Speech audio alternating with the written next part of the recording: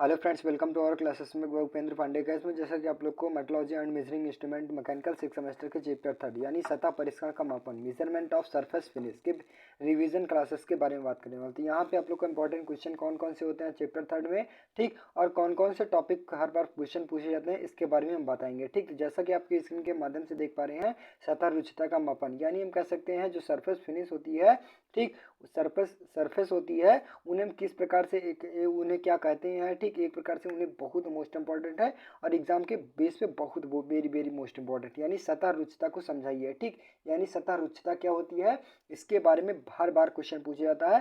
तो एक प्रकार से हम कह सकते हैं कि जहाँ पे फिगर देख पा रहे हैं उबड़ खाबड़ स्थान को ही क्या कहलाते हैं, हम सतह रुचिता कहते हैं। ठीक, यानी कुछ न कह सकते हैं कि किसी अपूर्ण व्यवस्था यानी अपूर्ण अवस्था सदैव पाई जाती है, उन अवस्थाओं को क्या कहलाती है, असतह रुचिता कहती है। ठीक, यहाँ पर डिफिनीशन के माध्यम से बताएंगे। तो डिफिनीशन हमारा क्या कहता है कि किसी भी मशीन की सतह कुछ ना कुछ अपूर्णताएं सदैव पाई जाती हैं। ठीक, ये अपूर्णताएं सतह पर शीर्ष गड्ढे के रूप में पाई जाती हैं। ये गड्ढे ऊंचाई दूरी पर एक समान नहीं होती हैं। सतह का स्वरूप प्रत्येक मशीन प्रक्रिया में चरित्रित गुण होता है।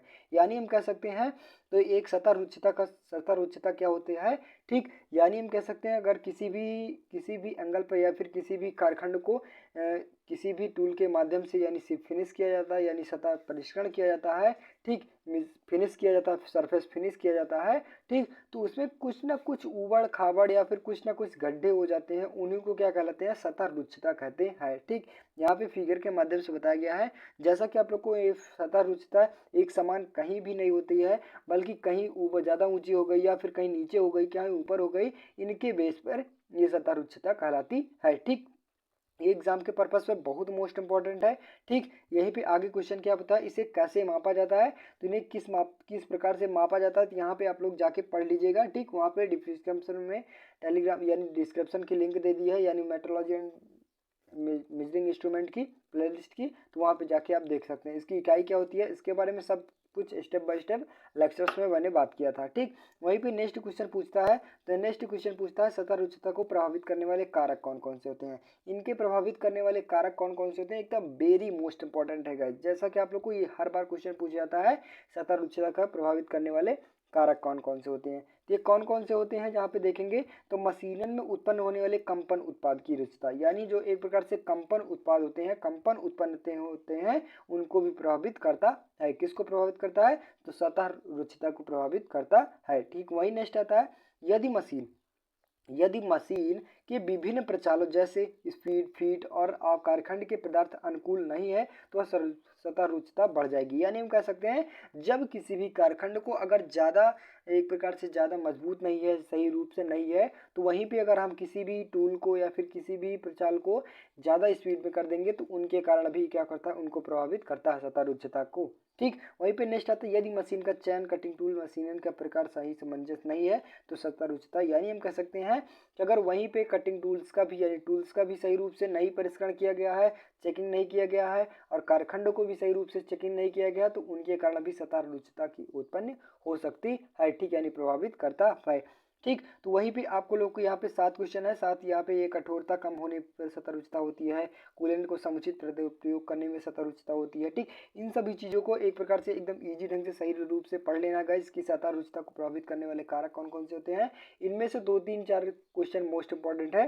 ठीक, नेक्स्ट वहीं पे आता है तो कार्य सतहों के कार्य करने पर गुण के प्रभावित करने वाले गुण कौन कौन से होते हैं। ठीक, तो यहाँ पे कौन कौन से गुण होते हैं तो इसके बारे में जाके आप लोग देख लीजिएगा एकदम इजी ढंग से। ठीक, वहीं पे नेक्स्ट क्वेश्चन आता है तो सतह अनियमितता को समझाइए, यानी सतह सरफेस इरेगुलरिटी क्या होती है, यहाँ पे सतह अनियमितता क्या होती है, इसके बारे में आप लोग को पढ़ना है।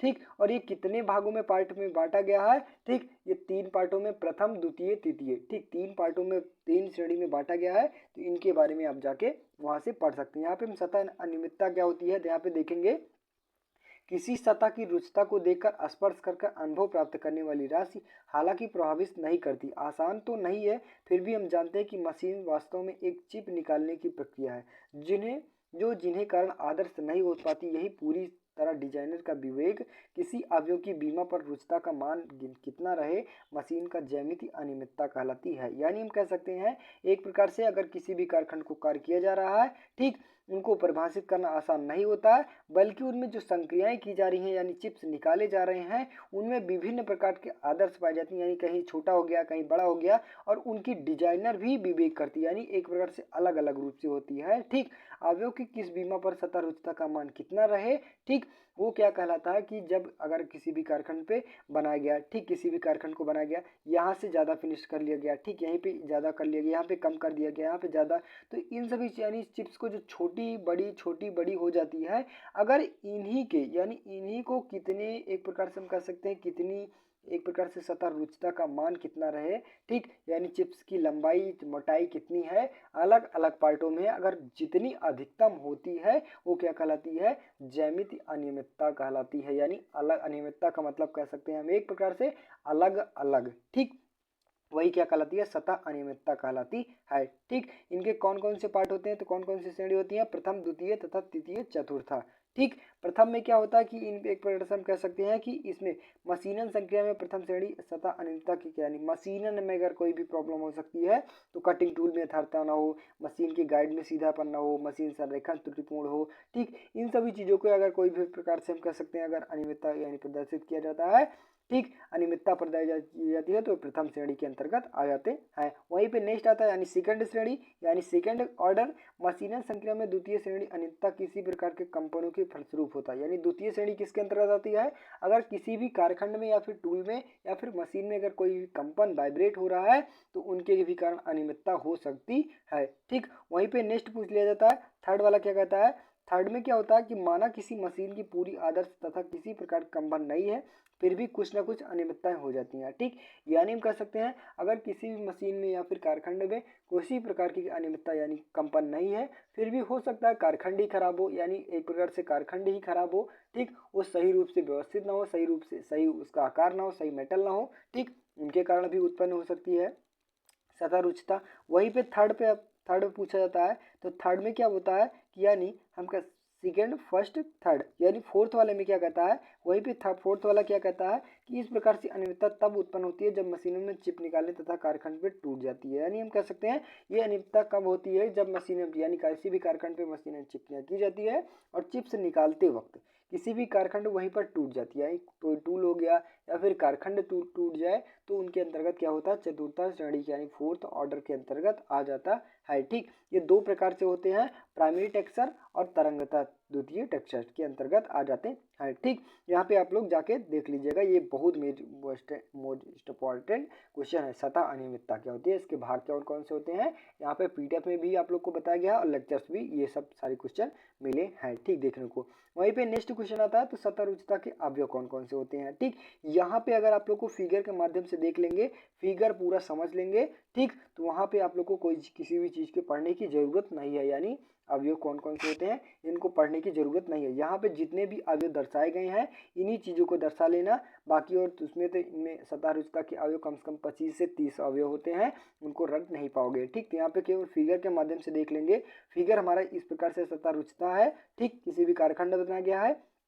अब यहीं पे जो क्या होता है एक प्रकार से किसी प्रकार से दरारें हो गए, ठीक, वो क्या कहलाता है, फ्लॉ कहलाता है। ठीक, ले क्या होता है एक प्रकार से जो एक प्रकार से यहाँ तक है जो एक प्रकार से खांचे बने हैं उससे क्या कहलाते हैं, ले कहते हैं। ठीक, वहीं पे क्या होता है कि इनसे और इनकी बीच की दूरी, यानी हम कह सकते हैं एक लेआउट एक प्रकार से हम कह सकते हैं जिसे टीना मान लिया जाए। ठीक, टीना तो सभी लोग देखेंगे, ठीक, जो लोहे की होती है। ठीक, तो वहीं पे जैसा कि आप लोग कोई भी दरारा पड़ गया तो उसे ले कहते हैं, यानी प्लाक आते हैं, और ले यानी एक जो एक प्रकार से उभरा टाइप में होता है उसे ले कहा जाता है। और एक प्रकार से उनकी जितनी ऊंचाई होती है यहाँ से देखेंगे, यहाँ से और यहाँ तक की ऊंचाई, उनकी ऊंचाई की क्या कहती है, सतह ऊंचाई कहती है। ठीक, वहीं पे जब यहाँ से इनकी बीच की दूरी क्या होती है, सतह चौड़ाई कहलाती है। और तरंगता यानी हम कह सकते हैं जो एक प्रकार से अगर किसी भी उबड़ खाबड़ जगह पे कटी हुई, ठीक, तो वहाँ से वहाँ तक जितनी भी गैपिंग यहाँ से यहाँ तक कि इसको कितना रहना चाहिए, यहाँ से पूरा बराबर होना चाहिए ना, बट क्या होता है कि यहाँ से इतनी गैपिंग की गई, यहाँ से इतनी गैपिंग गई, तो यहाँ से यहाँ तक की दूरी क्या कहलाती है, तरंगता चौड़ाई कहलाती है। ठीक, वहीं पे आता है नेक्स्ट आता है तो सतह प्रोफाइल्स क्या होती है। सतह प्रोफाइल्स यहाँ से यहाँ तक की दूरी क्या कहते हैं, सतह प्रोफाइल्स कहलाती है। ठीक, यहीं से ये तरंगता कहलाती है। ठीक, इतने ही मोस्ट इंपॉर्टेंट आपको सतह रुजता के अवयव होते हैं। ठीक, अगर इनके बारे में आप लोग को फिगर के माध्यम से समझ लिए हैं तो बाकी आपको अन्य क्वेश्चन के पढ़ने में कोई ज़रूरत नहीं है। ठीक, ठीक फ्रेंड्स, आप लोग को अगर कोई भी एग्जाम में क्वेश्चन पूछ लिया जाता है, अगर फिगर बनाए हैं तो फिगर के माध्यम से आप लोग एकदम इजी ढंग से आई होप समझा सकते हैं। ठीक, क्योंकि एकदम फिगर के अगर विधि सही रूप से समझे हैं तो वहाँ पे आप लोग को कोई प्रॉब्लम नहीं होती है। ठीक, यहाँ पे नेक्स्ट वर्ष क्वेश्चन आता है सतह रुचिता का मापन की विधियाँ कौन कौन सी होती हैं। तो ये मूल वर्ग यानी विभिन्न प्रकार की होती हैं, यानी 4-5 प्रकार से होती हैं। बल्कि आपको मोस्ट इंपॉर्टेंट कौन कौन से होती हैं तो मूल, मध्य वर्ग कौन से होते हैं और केंद्र सहित वर्ग, यानी RMS और LSA ऐसे ही होता है कि CLA होता है। ठीक, यानी MS होता है, RMS होता है और CLA होता है। केंद्र रेखा सही औसत विधि और मूल वर्ग माध्य वर्ग मान विधि, यानी हम कह सकते हैं रूट मीन स्क्वायर वैल्यू। ठीक, यानी RMS। तो यहाँ पे इसको हम क्या कहते हैं कि सतह रुचिता का मापन, सतह रुचिता का मापन RMS विधि में प्रोफाइल की कोटियाँ जो एक प्रकार से हम कह सकते हैं यहाँ पे इस प्रकार से बनाया गया। ठीक, इस प्रकार से बनाई गई, इनमें एक प्रकार से कोटियां होती हैं। ठीक, x1 x2 x3 x4। ठीक, यहाँ पे जो इतनी कोटियां होती है, 1 को 2 को 3 हो गई 4 हो गई, इनका स्क्वायर प्लस उसका माध्य, यानी x1 का स्क्वायर प्लस x2 का स्क्वायर प्लस x3 का स्क्वायर। ठीक, इनका माध्य अपान, यानी अपान n हो गए, कितनी संख्या है वहाँ पे n, और इनके का पूरे का वर्ग माध्य क्या कहलाती है, मूल माध्य वर्ग मान कहलाता है। ठीक, यहाँ पे समझ में आया, समझ में आया कि नहीं समझ में आया। यहाँ पे आप लोग को फिगर समझना, फिगर क्या कहता है कि जो x1 की वैल्यू और x2 की वैल्यू, x3 की वैल्यू, x4 की वैल्यू, जितनी भी आपकी कोटियां हैं उनका स्क्वायर कर दीजिए, और उनका स्क्वायर करने के बाद जो अपान में, यानी अपान में भाग कर दिए, कितनी कोटियां हैं वो अपान हो गई। ठीक, उनका सबका वर्ग कहलाता है, क्या कहलाता है तो मूल माध्य वर्ग मान कहलाता है। ठीक, यहाँ पे वही फिगर बताया गया जो अभी आपको फिगर मैंने बताया, यहाँ पे वही फिगर बताया गया जैसा कि आप लोग को देख पा रहे हैं। RMS is equal y1 plus y2 plus y3, यानी क्या होती है, 1 कोटियाँ 2 कोटियाँ 3 कोटियाँ 4 कोटियाँ, 4 कोटियाँ हैं, डॉट डॉट यहाँ से n तक जाएंगी। ठीक, यहाँ से 8 तक हो गई, यहाँ पे 9 हो सकती है, यहाँ पे 10 हो गया, डॉट डॉट कितनी जाएगी, ये डिपेंड करती है सतह रुचिता पर डिपेंड करती है। ठीक, ये सभी किस पे डिपेंड करती है, सतह रुचिता पर डिपेंड करती है। तो यहाँ पे yn तक जाएगी, तो यहाँ पे n हो गया। अगर वहीं पे फिक्स हो जाता है, अगर 5 होती 5n तक होती तो यहाँ पे 5n यानी y5 लिख दिया जाता है, और यहाँ पे क्या लिख दिया जाता, 5 लिख दिया जाता। ठीक, वह आई होप गाइस यहाँ पे आप लोग को ये क्वेश्चन एकदम इजी ढंग से समझ में आया होगा।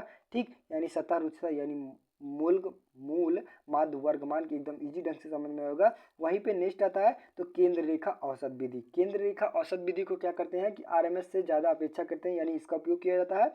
इनका हम एक प्रकार से इन्हें आसानी से अपेक्षाकृत हल किया जा सकता है। ठीक, वहीं पे इसमें क्या बताया गया कि जिसमें कोटियां होती हैं उनका माध्य क्या कहलाता है, अपॉन n, यानी क्या कहलाता है, केंद्र रेखा औसत माध्य कहलाता है। ठीक, यानी विधि कहलाती है। यहाँ पे क्या बताया गया, जितनी भी कोटियां रहेंगी, जितनी भी कोटियां रहेंगी H1 H2 H3, फिर उसका माध्य के लिए यानी दोनों तीन सभी कोटियों को जोड़ लिया जाएगा, और कितनी कोटियां हैं वो अपान में कर दिया जाएगा, वो क्या कहलाती है, CLA कहलाती है, यानी सेंटर लाइन एवरेज मेथड कहलाता है। ठीक, यहाँ पे आप लोग को CLA क्या होती है और RMS क्या होता है एकदम इजी ढंग से समझ में आएगा। ठीक, नेक्स्ट वहीं पे क्वेश्चन आता है। नेक्स्ट क्वेश्चन जैसा कि आप लोग को बता दें, सतह रुचिता मापन के परिणात्मक विधियां कौन कौन सी होती हैं। ठीक, यहाँ पे आप लोग को जो सतह मापन की परिणात्मक विधियां कौन कौन सी है तो इसका जिस प्रकार से मापन करते हैं वेरी मोस्ट इंपॉर्टेंट है, यानी कौन कौन सी है, स्टाइलस विधि है और वायवीय मापन विधि है। ठीक, यहाँ पे दो आपको सिलेबस में है। ठीक, स्टाइलस मेथड और पैनोमेट्रिक मेजरिंग मेथड, इसके बारे में दोनों के बारे में एकदम इजी ढंग से समझ लेना है। ठीक गाइस, आप लोग को जाके पढ़ लीजिएगा, वहाँ पे डिस्क्रिप्शन में प्लेलिस्ट की लिंक दी गई है, वहाँ पे आप लोग को वीडियो ये चीज़ मिल जाएगी। अगर PDF नहीं देखना है तो PDF खरीद दीजिए। PDF के लिए कॉन्टैक्ट कीजिए 9721784708। ठीक, यहाँ पे आप लोग को इस नंबर पे कांटेक्ट कीजिए, कांटेक्ट करने के बाद आप लोग को PDF जरूर मिल जाएगी। ठीक, तो बस गाइस आज के लिए इतना ही। वीडियो अच्छी लगी, चैनल पे नए हो चैनल सब्सक्राइब कीजिए, ज़्यादा से ज़्यादा शेयर करने की कोशिश कीजिए। आप लोग लाइक नहीं करते हैं और ना कमेंट करते हैं कि ये लेक्चर्स आप लोग को कैसा लगा, तो प्लीज़ आप लोग को एक कमेंट जरूर करके बताना है कि आप लोग को ये लेक्चर कैसे समझ में आया। अगर कोई भी टॉपिक नहीं समझ में आता है तो आप लोग कमेंट कीजिएगा कि मुझे सर ये टॉपिक नहीं समझ में आएगा, तो मैं ज़रूर दूसरे मेथड से आप लोग को समझाने की कोशिश करूँगा। ठीक, तो बस गाइस आज के लिए इतना ही, मिलते हैं नेक्स्ट वीडियो में, तब तक के लिए जय हिंद।